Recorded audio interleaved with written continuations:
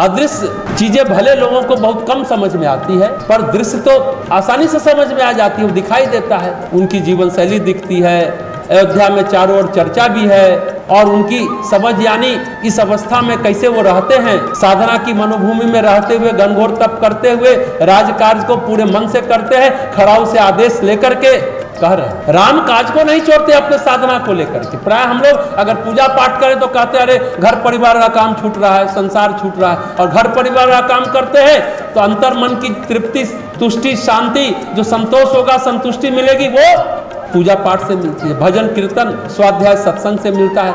ये करे तो वो छूटता है, वो करे तो ये छूटता है। लेकिन भरत जी का उदाहरण हम लोग के सामने है। इस तरह से जो हमने शुरू में कहा, टाइम मैनेजमेंट, समय प्रबंधन करे, समय का संयम करे, समय का सही सुनियोजन करे, तो हम दोनों काम कर सकते, संसार को भी साध लेंगे और भगवान को भी साध लेंगे। ये आना चाहिए। इस सत्संग से हमें ये प्रशिक्षण मिलता है, ये ट्रेनिंग मिलती है। तो वो रामकाज को भी नहीं छोड़ते और राम का प्रेम भी नहीं छूटता। राजकाज भी खराओं से आदेश लेकर भली भांति चल रहा है। तो रहनी, समुझानी और करतूती, ये क्या है? जो चौपाई का वर्णन है, रहनी, समुझानी और करतूती, प्रातः काल से रात्रि काल तक जीवन जीते हैं, वो अद्भुत है, आश्चर्यजनक है, और उसका अभिनव प्रभाव है। प्रभाव यह है कि अयोध्या में शांति और सुव्यवस्था भरत जी के तपोबल से चल रहा है, तपोबल से चल रहा है। ग्रह नक्षत्र सब अपनी कक्षा में चलता है, और जब अपनी कक्षा में लोग चलते हैं तो वो व्यवस्थित रहता है। जब हर व्यक्ति